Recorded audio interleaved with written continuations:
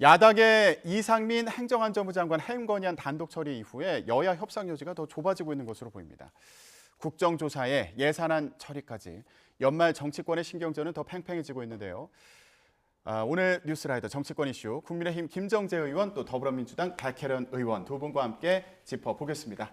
안녕하십니까? 네, 반갑습니다. 네, 오늘부터 또 날이 추워진다고 해서 두 분 또 옷차림도 더 따뜻해지신 것 같기도 하고요. 근데 정치권 더 추워진 것 같습니다. 지금 이상민 장관 해임 건의안 때문에 파장이 계속되고 있는데 대통령실에서는 일단 거부한다는 입장인 것으로 보이고요. 민주당에서는 그렇다면 이상민 장관 탄핵 소추안을 추진할 건가? 일부 의원님들은 이제 그 부분을 강조하고 있는데 좀 전체적인 분위기는 어떻습니까?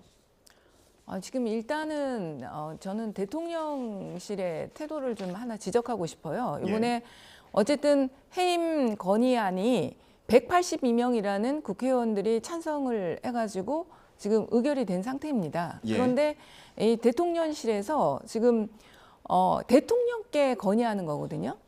그러니까 책임 있게 대통령께서 직접 그거에 대한 답변을 주시든지 그래야 되는데 대통령실 부대변인, 대변인도 아닙니다.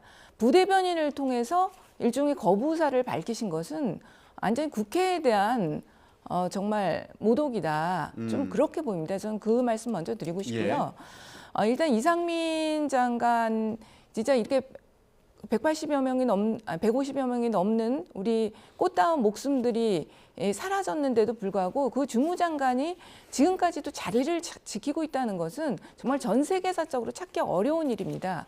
그리고 특히 이번에 피해자격인 유가족 협의체에서 공식적으로 이상민 장관의 파면 요구한 거 아닙니까?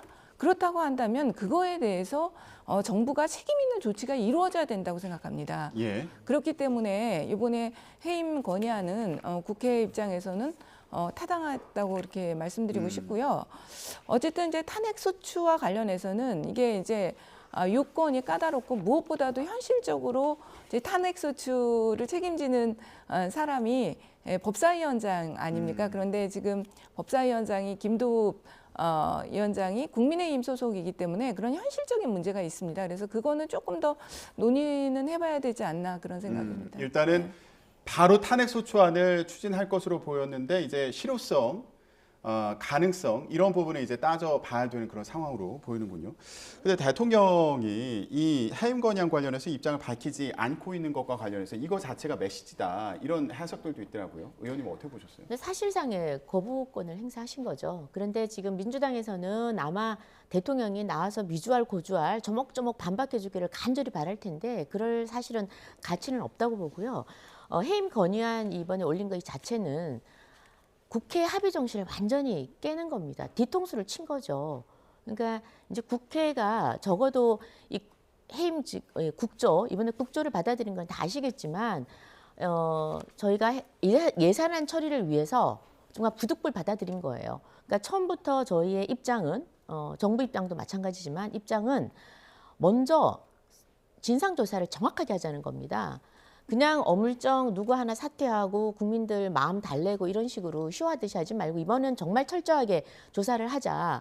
그래서 대통령께서 112에서 신고한 내역까지도 철저히 다 지금 조사하라고 지시했다는 거 아닙니까?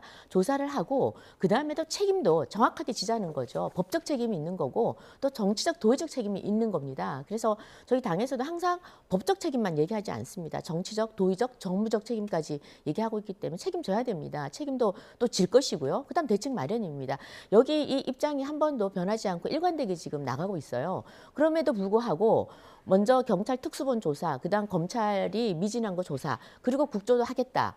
충분히 할 수 있다. 그랬는데 민주당이 계속해서 예산안을 발목 잡으면서 하자고 그러니 어쩔 수 없이 저희가 국조는 좋다 그러면 하자라고 합의까지 한 겁니다. 그랬는데 느닷없이 국조 시작하기도 전에 갑자기 또 이상민 해임 건의안을 들고 나왔습니다. 이게 왜 도대체 이러느냐. 그 이유를 저희는 궁금해할 수밖에 없고 지금 현재 가장 민주당이 핫한 이슈는 이재명 살리기입니다. 이게 이재명 방탄이죠. 그러니까 이쪽으로 결국은 정쟁을 흐르는 거예요. 여기서 저희가 적어도 국민의 이태원 참사 같은 이런 참사를 정쟁에 이용해서는 안 된다는 게 저희 입장입니다. 그런데 또다시 민주당은 이렇게 정쟁에 이용하면서 이상민 해임 건의안 가지고 나오고 국회에서는요, 이 안건 올리면 무조건 민주당 뜻대로 됩니다. 당연히 민주당에서 해임 건의안 가결시킬 거고요. 대통령은 이미 이건 거부권 행사할 거라고 미리 얘기를 했습니다. 그럼에도 불구하고 해임 건의안을 낸 거거든요. 이제 과연 2차로 탄핵안 낼 건가? 자신 있으면 탄핵안부터 냈었어야죠. 예. 근데 지금 자신이 없기 때문에 탄핵안 안 내고 또 정쟁 유도하기 위해서 해임 건의안부터 냈다는 거는 굉장히 얄팍한 민주당의 이 술수고 예산안을 지금 또 발목 잡기 위한 게 아닌가 그런 생각이 듭니다. 일단 국민의힘에서는 이재명 대표와 관련된 이 사법 리스크 시선을 좀 돌리기 위해서 이거 해임 건의안도 내고 탄핵 소추안 얘기까지 나오는 거 아니냐 이런 주장을 하고 있는 상황인데 이 부분 좀 어떻게 보세요? 전혀 저는 그게 두 가지가 왜 연결되는지를 모르겠습니다. 지금 이런 대규모 참사에 있어서 정치적인 책임을 지는 사람이 하나도 없다는 것, 이것 자체가 비정상적인 겁니다. 여태까지 그런 일이 있었나요? 제가 볼 때는. 지금 그리고 유가족협의체에서 이렇게 요구하고 있는데 국회가 가만히 있는 게 직무유기죠, 지금. 그리고 진상규명이 우선이라고 하는데요. 그 말 자체가 법적 책임에 한정하고 있는 말입니다, 제가 볼 때는. 법적 책임에 이 사안은 한정해서는 될 문제가 아니고요. 예. 정치적 도의적 책임이 어떻게 보면 더 큰 사안으로 보이고요. 지금 그 경찰 수사에 특수본에 수사 맡긴 것도 저는 이 사안을 본다면요. 지금도 검찰이 수사할 수 없는 게 아니에요. 같이 합동 형태로 해서 충분히 할 수 있는 사안입니다. 그런데도 경찰 특수본에만 수사를 맡기고 지금 어떻게 보면 경찰과 검찰을 또 대립시키면서 기존의 민주당의 어떤 검찰 개혁을 비판하고 있는데요. 이번에 영장 기각된 걸 가지고 경찰의 수사력에 대해서 문제 제기를 하시더라고요. 그런데 그건 검찰에도 절반의 책임이 있습니다. 왜 그러냐면 영장 청구하는 거는 검사가 하는 거거든요. 예. 거기서 봐서 수사가 미진해서 이것이 영장이 기각될 정도로 수사가 되지 않았으면 그거에 대한 수사 지휘를 했었어야 되는 거죠. 의원님, 그러면 민주당 입장에서는 앞으로 어떻게 상황을 좀 진행시켜 나갈지 이것도 궁금한데요. 그러니까 어떤 이상민 예. 장관과 관련한 부분이요. 이건 어쨌든 먼저 이제 의총을 열어서 얘기를 해봐야 하는데요. 대통령실이 지금 거부를 하고 저희도 판단을 하는데 그럼에도 불구하고 말은 이게 수용 불수용의 문제가 아니다. 그 수용 불수용으로 받아들인 것은 오독이다. 이렇게 빠져나가고 있잖아요. 예. 실제로는 자기네가 거부권을 행사한 건지 안 한 건지 자체에 대해서 명확하게 말하지 않고 있습니다. 지금. 그렇기 때문에 그거에 대한 판단을 먼저 의총을 열어서 확실하게 한 이후에 대책을 세워야 될 것 같습니다. 예. 예. 수용 불수용은 오독이다. 이게 또 대통령실 그 발언 중에 나와서 이게 무슨 의미냐. 아마 관계자가 얘기를 한 것 같은데 관계자가 아니고요. 부대변- 부대변인이 아니, 공식적으로 한 겁니다. 부대변이 얘기한 거를 들어라라고 이제 관계자 얘기한 것 같은데 제가 생각하기에는 그 내용에 부대변인 내용에 저는 그 사실상의 거부로 해석을 합니다. 그렇고요. 그다음에 그 민주당이 좀 더 정말 책임을 져야 된다. 정말 이상민 장관은 반드시 내보내야겠다 생각을 하면 탄핵을 해야 되는 겁니다. 자신 있으면 탄핵을 해야 됩니다. 왜? 탄핵은 법이나 법률, 헌법이나 법률에 위배됐을 경우에 탄핵을 하는 거거든요. 정말 법적 책임이 있다 그러면은 해야 되는 거예요. 그다음에 저희가 아까 수도 없이 항상 어떤 워딩을 보더라도 항상 정치적 책임을 지겠다는 말이 나옵니다. 그래서 이번만큼은 과거 정치, 지금까지 정치 그 권에서 보여줬던 그런 모습들, 그러니까 어떻게 생각하면 정치 쇼에 가까운 모습도 많았습니다. 늘 사건만 터지면 반경 얼마 안에 있는 뭐 관계자분들은 다 나가주세요라는 방식. 그리고는 국민들을 좀 달래고 그때 여론을 좀 무마하고 달래고 그 다음부터는 흐지부지 이게 늘 해왔던 우리 그 정치권의 행태였는데요. 이번만큼은 정부가 이번에 화물연대와도 이번에 정면 돌파를 하지 않았습니까? 이런 식으로 이번만큼은 정확하게 조사해서 진짜 처벌받아 누가 제대로 일을 안 했는지 누가 매뉴얼을 위반했는지 정확하게 다 밝히겠다는 겁니다. 예. 그 지휘 고하를 막론하고 그렇게 밝히고 그다음에 정치적 책임도 지겠다고 계속 지금 얘기를 하고 있습니다. 그래서 저는 알겠습니다. 그 말이 맞다고 보고요. 그다음에 검수완박이 문제예요. 검수완박이 되지 않았더라면 이거는 경찰에서 조사할 일이 아닙니다. 근데 지금 경찰 검수완박이 저는 이게 이제 저희가 정치가 좀 안정이 되고 나면 검수완박한 이 부분은 다시 한번 저희가 여야가 진지하게 한번 토론을 해야 된다고 한 생각을 가지만 제가 예. 말씀드리는 건 철저하게 수사를 하고 진상 규명을 해야 됩니다. 그렇게 하기 위해서는 이상민 장관은 사퇴를 해야 됩니다. 영향을 미칠 수 있기 때문이다. 당연하죠. 수사기관에. 지금 자료 제출이나 모든 게 행안부에 많은 부분이 집중되어 있습니다. 그런데 그 대상이 되는 사람이 수장으로 있는 상황이에요. 그런데 어떻게 제대로 되겠습니까? 그거는 기본적으로 전제가 안 되는 겁니다. 지금 저 말씀은 전제가 정부가 이번 수사를 방해하고 자료를 감춘다는 전제를 하는데요. 좀 죄송하지만 반대입니다. 이번에 대통령이 굉장히 엄격하게 철저하게 파헤쳐라.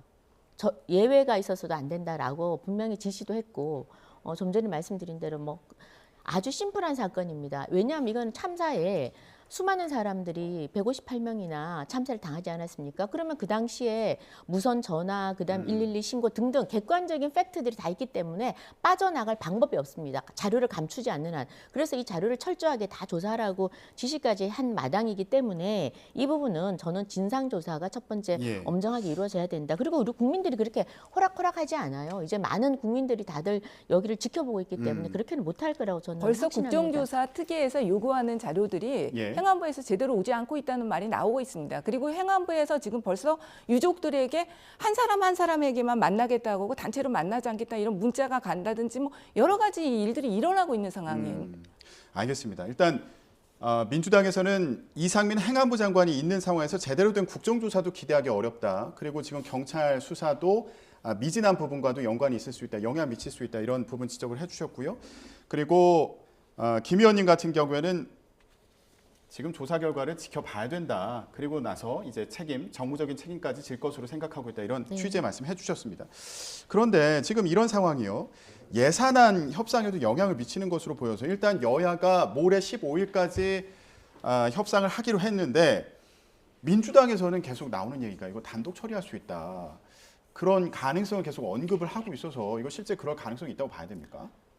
배제할 수 없다고 보입니다. 그러니까 최대한 합의를 위해서 노력을 하겠지만은 그동안 사실 많은 양보를 했습니다. 정부 여당 안에서 정말 감액해야 될 부분은 많이 양보하고 이제는 거의 이제 정말로 해야 할 부분만 남겨진 상태거든요. 그리고 법인세 관련해서 이제 결국 이제 쟁점이 하나 남은 부분인데 그 부분과 관련해서도 우리 당의 정체성과도 관련된 부분이고 그리고 대기업 중심이 아니라 중소 중견기업의 법인세를 감소하는 것이 오히려 고용 증진이라든지 여러 가지 것도 효과가 있습니다. 그렇기 때문에 우리가 그 안을 냈는데도 불구하고 정부 여당에서는 무조건 받지 않겠다 이런 상황이거든요. 그렇기 때문에 더 이상 양보하기는 사실 어려운 상황입니다. 예, 의원님 근데 간단히 이 부분 좀 여쭤보고 싶었던 게 물론 법인세 관련해서 여야가 지금 의견이 좁혀지지 않아가지고 예산안 협상도 굉장히 어려운 상황인 거는 알겠는데 그렇다고 민주당에서 이제 감액만 지금 할 수 있는 거잖아요. 국회에서는 정부 동의 없으면 증액을 못 하니까. 그러면 감액만 해서 만약에 예산안을 통과시키면 의원님들 입장에서도 지역구 예산 이렇게 추가로 반영하는 게 또 어려운 거 아닙니까? 이런 부분에 대한 좀 어려움도 있을 것 같은데요. 근데 전체적인 국가를 운영하는 데 있어서는 그럴 필요도 의원들의 예산이라는 게 지역 예산 어떻게 보면은 좀 지역에 한정된 예산 아닙니까? 그러니까 그런 부분들은 나중에 추경을 또 할 수도 있는 부분이고요. 그런 건 반영할 수 있는 부분이기 때문에 지금 원칙과 원칙의 문제입니다. 그래서 그것은 의원님들도 충분히 이해해주지 않을까 이렇게 생각합니다. 국민의힘에서는 이렇게 예산안 협상이 계속 더딘 게 결국에는 이제 임시국회를 열어서 지금 예산안 협상 이어가고 있는 상황인 거잖아요. 이게 이재명 대표 때문이다. 이런 입장이신 거죠. 아니 저는 이번 이 예산안은요. 아까 민주당의 정체성이라고 그랬는데 도대체 민주당의 정체성이 뭔지 모르겠습니다. 지금 초부자 감세를 반대한다고 그러는데 저는 민주당 정권이 지난 문재인 정권 5년 내내 뭘 했습니까? 부자 때려잡기 했습니다. 부자 때려잡기 했어요. 부동산도 부자 때려잡기 한다다가 누구를 쫄망하게 했습니까? 서민들을 고통으로 빠뜨렸어요. 부자는 여전히 잘 살았어요. 빈부격차 더 심해졌고 그래서 어떤 정책이나 그 정권의 가치를 누구를 때려잡는 걸로 가서는 안 된다는 거예요. 다 같이 잘 사는 걸로 가야 된다는 겁니다. 지금 국민들이 원하는 건 뭐냐면 일자리입니다. 일자리를 얻으려고 그러면은 문재인 정부처럼 소득 주도 성장할 게 아니라 일자리를 얻으려고 그러면 기업들이 투자를 활성화시켜야 됩니다. 지금 다들 아시겠지만 지금 재정이나 금융 정책으로는 워낙 금리가 비싸고 이래서 지금 해결할 방법이 없습니다. 지금 유일하게 경제 활성화시킬 수 있는 게 기업 투자입니다. 기업 투자를 하려고 그러면 지금 대한민국은 대기업이 대기업이 그냥 대기업만 있는 게 아닙니다. 중소 중견기업과 끼고 함께 같이 움직입니다. 자, 그런데 여기에 지금 세계 경쟁을 할 수 있도록 해줘야 될 거 아닙니까? OECD 국가 중에서 지금 우리 법인세가 굉장히 높습니다. 특히나 반도체 같은 경우에는 우리가 가장 상대 경쟁국 대만인데 대만은 20%밖에 안 돼요. 그런데 우리는 지방세하고 지금 법인세 합하면 27.5%입니다. 어마어마하게 높은 거예요. 경쟁하기 굉장히 어렵습니다.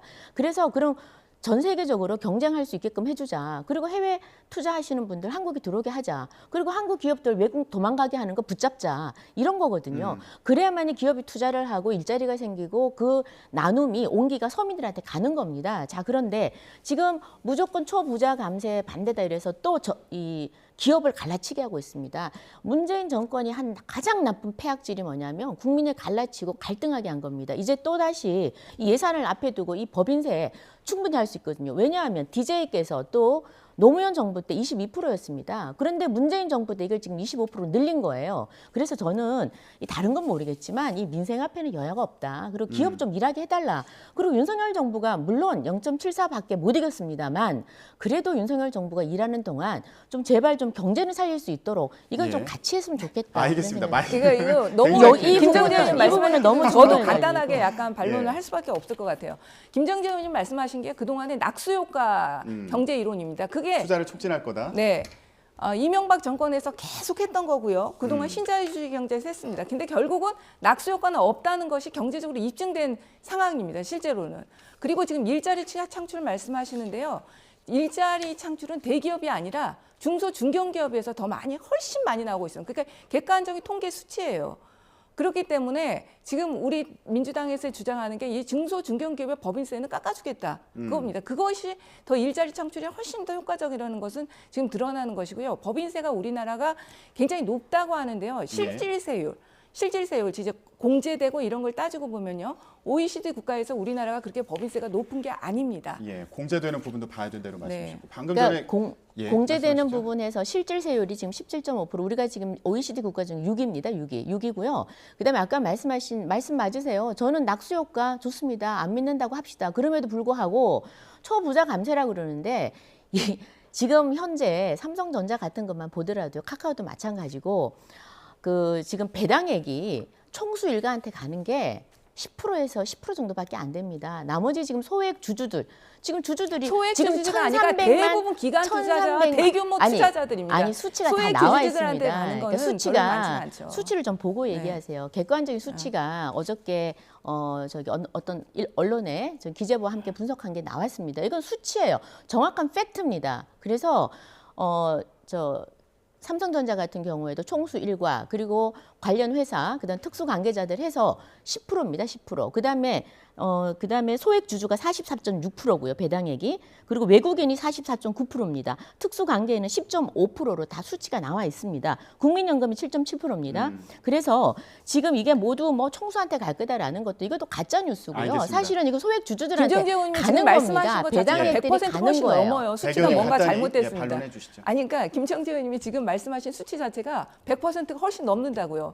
지금 소액주주 44몇 %, 그리고 뭐 그 외국인 40 몇 %, 그다음에 대주주 일가 10%, 국민연금 7%, 벌써 100%도 넘습니다. 그 수치 자체 잘못됐다는 건 말씀드릴게요. 예, 알겠습니다. 자, 법인세 관련해서 지금 여야 원내대표 간에 또 협상이 진행이 되고 있는 그런 상황인데 어떻게 합의점을 찾을지 좀 주목이 되고요. 당 상황에 대해서 마지막으로 간단히 좀 짚어보겠습니다.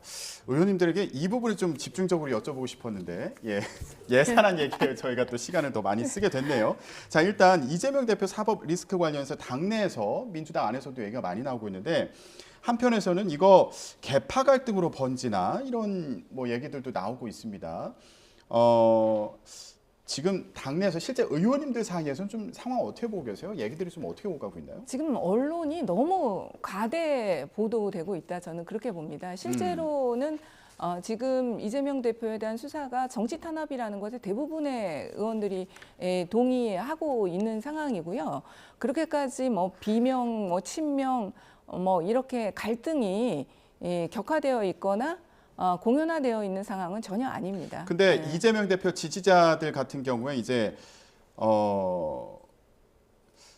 예를 들면 이낙연 전 대표 측에 있었던 그 의원님들에 대해서 이제 문자 폭탄을 보낸다거나 그리고 문재인 전 대통령 이제 달력 그 발행한다고 그런 프로젝트 펀딩을 하고 있지 않습니까? 이거 관련해서도 이제 불매 운동 하고 있는 그런 상황. 그러니까 이 사파가가 이낙연 전 대표 지지자다 이런 이유에서 이제 불매 운동을 하고 있는 이런 상황들이 알려지면서 이거 지금 이재명 대표 체제에 대해서 우려하는 목소리가 나오고 또 이거를 좀 지키려고 하는 목소리가 충돌하는 거 아닌가? 좀 이런 시각이 있어서요. 근데 그 지지자들의 목소리도요. 너무 한쪽으로만 이렇게 보기 때문에 그 지지자라는 그룹도 민주당을 대표하는 그룹이라고 볼 수는 없습니다. 하나의 그룹이거든요.